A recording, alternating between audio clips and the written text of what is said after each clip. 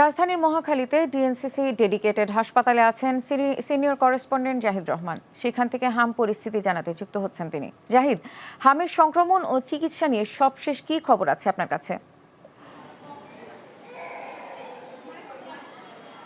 এখানে যারা চিকিৎসা নিতে আসছেন তাদের বেশিরভাগই দূর দূরান্ত থেকে এসেছেন, বিশেষ করে ঢাকার বাইরে থেকে। এবং প্রথমে যে হামের যে উপসর্গ সেটি হচ্ছে যে জ্বরের যে লক্ষণ দেখা যাচ্ছে এবং পরে সর্দি ঠান্ডা জনিত যে সমস্যা সেটি নিয়ে তারা প্রথমে স্থানীয় যে হাসপাতাল রয়েছে সেখানে গিয়েছেন এবং পরবর্তীতে তাদেরকে ঢাকায় প্রেরণ করা হয়েছে। এবং এখানে যারা ভর্তি হয়েছেন আমি অনেকের সাথে কথা বলেছি, তারা কয়েকদিন ধরে এখানে অবস্থান করছেন এবং তাদের বাচ্চা যে শিশুটি যেটি রয়েছে সেটি অনেকটি ভালো চিকিৎসা পাচ্ছেন বলে তারা আমাদেরকে জানিয়েছেন এবং এই চিকিৎসা নেওয়ার পর তারা অনেকটাই সুস্থ হয়ে উঠছেন। তবে এখনও যারা অসুস্থ রয়েছেন, বিশেষ করে যেহেতু নিউমোনিয়াজনিত সমস্যা হচ্ছে সেই কারণে নেবুলাইজার দেওয়া হচ্ছে প্রতিটি বাচ্চাকে, এবং নেবুলাইজার দেওয়ার পরে যাদের কফ ভিতরে জমা ছিল সেগুলো যদি বের হয়ে আসতেছে, শ্বাস প্রশ্বাসগুলো স্বাভাবিক হলে পরবর্তীতে তাকে সুস্থতা পরিলক্ষিত হলে চিকিৎসকরা তাদেরকে ছেড়ে দিচ্ছেন। এছাড়া যারা বলছেন যে তাদের ওইখানে যারা হামে আক্রান্ত হয়েছেন তাদের আশেপাশে অনেকেই সেই হামে আক্রান্ত হয়েছে। এবং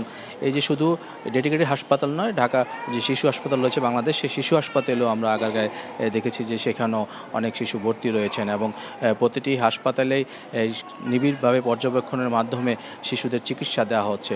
এবং আপনি জানেন যে গতকালকে হাম এবং রুবেলা যে টিকা সেটিও চালু করা হয়েছে এবং সেখানেও স্বাস্থ্যমন্ত্রী সেটি উদ্বোধন করেছেন এবং সেখানে বলা হচ্ছে যে বিগত সময়ে যে টিকা ছিল সেগুলো না থাকার কারণে কিছুটা সমস্যা হয়েছে, তবে তাৎক্ষণিকভাবে সরকারের পক্ষ থেকে সার্বক্ষণিক যে ব্যবস্থা নেওয়া সেটি হচ্ছে এবং তদারকিও চলছে।